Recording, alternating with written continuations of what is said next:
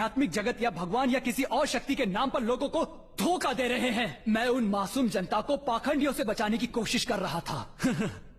तो आप ये कहना चाहते हैं कि आध्यात्मिक जगत जैसा कुछ नहीं है? बिल्कुल यही। तो क्या मैं आपसे पूछ सकता हूं कि इस वक्त आप किन हालातों में और कहां पर खड़े हैं? मैं यहाँ कचहरी में क्या कर रहा हूँ? मैं यहाँ कैसे आ गया? एक मिनट, ये क्या मैं तो उस ट्रेन में चढ़ने की कोशिश कर रहा था और आपको लगता है आप जिंदा हैं? सुनिए, आप मर चुके हैं। आपने ट्रेन के नीचे आकर अपनी जान दे दी थी। आखिर आप ये क्या कह रहे हैं? मेरी तो कुछ समझ में नहीं आ रहा। मेरा वकील कहाँ है? उससे मिले बगैर मैं आप लोगों को कुछ नहीं बताऊंगा। यही मेरा आखिरी जवाब है। पता नहीं कहां से आ जाते हैं। सारी आत्माओं को यहीं आना है। आप मुझे बेवकूफ नहीं बना सकते। मुझे पता है मौत के साथ सब कुछ खत्म हो जाता है। क्या आप देख नहीं सकते कि आपके सामने जीता जागता खड़ा हूँ? इसका मतलब तो यही हुआ ना कि मैं जिंदा हूँ। एक और मोहमाया में उलझा हुआ इंसान, कितना नासमझ है ये। और वो भी इस युग में जब बुद्धा का पुनर्जन्म हुआ। कितनी शर्म की बात है। क्या कहा? बुद्धा का पुनर्जन्म? ये कैसी बेतुकी बातें कर रहे हैं आप? आपने अपने अनमोल जीवन को खत्म कर दिया। इसकी सजा तो आपको भुगतनी ही पड़ेगी। ये सब क्या हो रहा है? नहीं, कोई मेरी मदद करो। मैं जिंदा हूँ, मुझे बचाओ।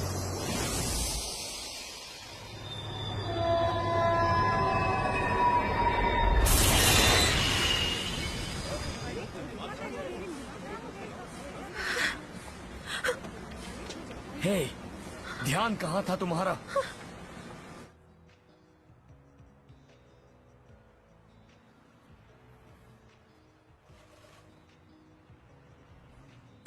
युकी, मेरी जान बचाने के लिए शुक्रिया। मैं तुम्हारी एहसानमंद रहूंगी। मजाक कर रही हो ना? ऐसी हालत में कोई भी होता तो तुम्हें जरूर बचा लेता। हाँ? पर ये खुदकुशी किस खुशी में कर रही थी? मैं कभी खुदकुशी नहीं कर सकती। I'm really sorry। मैंने देखा कि कोई रेल की पटरी पर खड़ा था। और फिर? और वो मुझसे अपनी जान बचाने की विनती कर रहा था। पर उस रेल की पटरी, वहाँ पर तो कोई भी नहीं था। हाँ, मैं जानती हूँ वहाँ कोई नहीं था। शांत हो जाओ, मेरी बात अभी खत्म नहीं हुई है। सॉरी। मैं बस एक बात कहूँगा। अभी कुछ दिनों पहले एक अखबार के रिपोर्टर ने वहीं खुदकुशी की थी। हाँ, मुझे पता है। और अब तो तुम अच्छी तरह जान गई होगी कि उस रिपोर्टर ने खुदकुशी उसी प्लेटफॉर्म के ठीक उसी जगह पर की थी। इसका मतलब जिस आदमी को मैंने वहाँ देखा था वो शायद तकुज़ो कानेमोतो था। क्या कहा? मिस्टर कानेमोतो का भूत? पर क्यों? कैसे? घबराओ मत, शांत हो जाओ। मेरी बात अभी भी खत्म नहीं हुई है।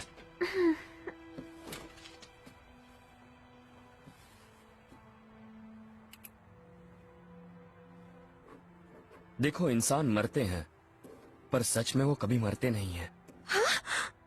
जब हम मरते हैं तो हमारी आत्माएं हमारा शरीर छोड़ देती हैं और दूसरी दुनिया में चली जाती हैं। इसी को बौद्ध धर्म के लोग पुनर्जन्म कहते हैं। अगर तुम स्वर्ग गए तो ठीक है, पर कुछ आत्माएं नर्क में जाती हैं और इस दुनिया में तकलीफ देने के लिए लौट आती हैं। उन्हें दुष्ट आत्माएं कहते हैं। तुमने शायद खुदकुशी करने वाली आत्मा को देखा है। वो काफी तकलीफ देने वाली आत्मा है। क्या? खुदकुशी करने वाली आत्माएं तब तक ना तो स्वर्ग जाती हैं और ना नर्क, जब तक वो संभाविक रूप से मर न जाएं। तो वो अपने परिवार के पास रहती हैं या उसी जगह पर लोगों को खुदकुशी करने के लिए मजबूर करती हैं जहां उनका हादसा हुआ था। वो बहुत बुरी हो जाती हैं। पर मिस्टर कानेमोतो ही क्यों? क्यों? तुम्हें ये सब कैसे पता?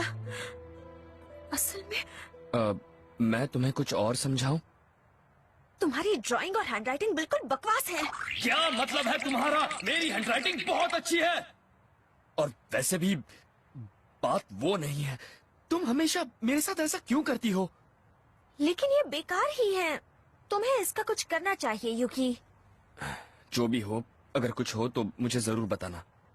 जब भी याद करोगी आ जाऊंगा। उसकी कोई जरूरत नहीं। क्या कहा? पर तुम्हें कैसे पता कि ऐसा दोबारा नहीं होगा? अगर ऐसा फिर हुआ तो? बातें तो बड़ी बड़ी करते हो पर मुझे बच्ची ही समझते हो और कभी नहीं बताते कि तुम खुद क्या करने वाले हो। मुझे अकेला छोड़ दो। ओहो, मेरी बात तो सुनो। मैंने कहा ना, मुझे अकेला छोड़ दो। सलाह देने के लिए बहुत बहुत शुक्रिया, पर मुझे तुम्हारी जरूरत नहीं। मैं अपना ख्याल रख सकती हूँ। अरे रुको तो, तुम बात को जितनी आसान समझ रही हो, ये बात उतनी आसान नहीं है।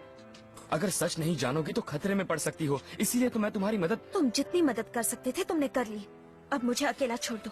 सयाको, सुनो तो। मेरा बॉयफ्रेंड बनने की कोशिश मत करो। मेरी मदद करने के लिए थैंक्स। और हाँ, अब से मुझे कॉल करने की भी जरूरत नहीं है।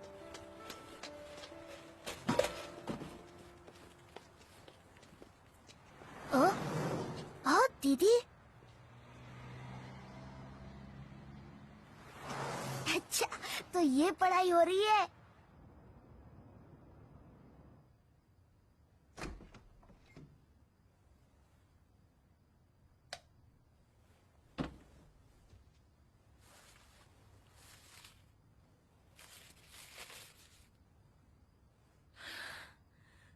युकी,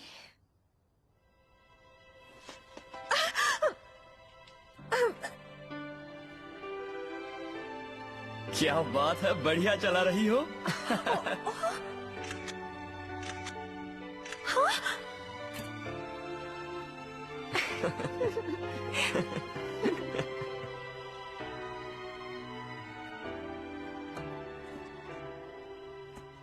सॉरी, मुझे जाना होगा।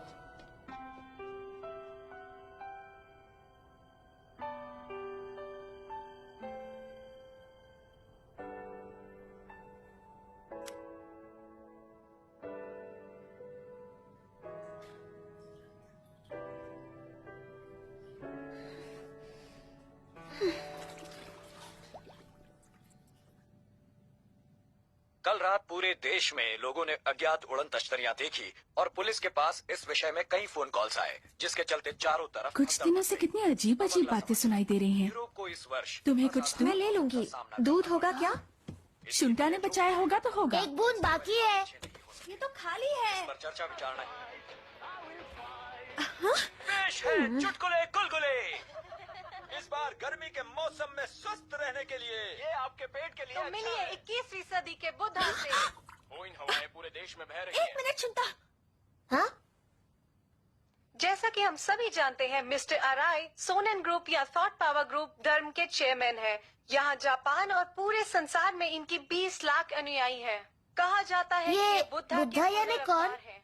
माना वो जाता है शाक्यमुनि बुद्धा की बात कर रहे हैं। और हमारा उद्धार करने यहाँ आए हैं। बुद्धा फिर से? ऐसे युग में जब बुद्धा का पुनर्जन्म हुआ, हम आज मिस्टर अराई से जानना चाहेंगे कि ये सोनेन ग्रुप आखिर है क्या और इसकी दुनिया में क्या अहमियत है। इस समय संसार में बहुत गड़बड़ी फैली हुई है। सरकार को पता ही नहीं कि वो आखिर कर क्या रही है, और यूं तो शांति ही हमारा नारा है, पर जंगों का अंत नहीं है। आज हमारा समाज बीमार हो चुका है, परिवार टूट रहे हैं, बच्चे माँ बाप की हत्या कर रहे हैं, माँ बाप बच्चों की जान ले रहे हैं। ऐसे समय में हमें ऐसे गुरु की तलाश है जो इन समस्याओं से निजात दिला सके, हमेशा हमेशा के लिए। ऐसा मेरा विचार है। बहुत अच्छा विचार है, लेकिन ये इतने बड़े पैमाने पे मॉम, गैस चेक कीजिए। तुम दरवाजे खिड़की खोलो। भूकंप के झटके महसूस किए गए हैं। कृपया शांति बनाए रखिए। गैस चेक कीजिए, बाहर निकलने के रास्ते खोल दीजिए।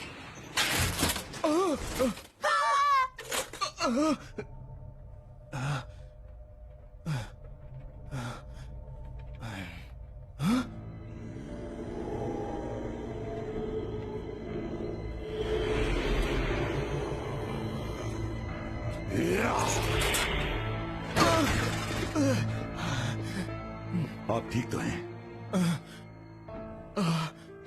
शुक्रिया। वाओ, मॉम देखा आपने उसने क्या किया? लगता है कोई जादू कर रहा है। हाँ, ये सब क्या हो रहा था?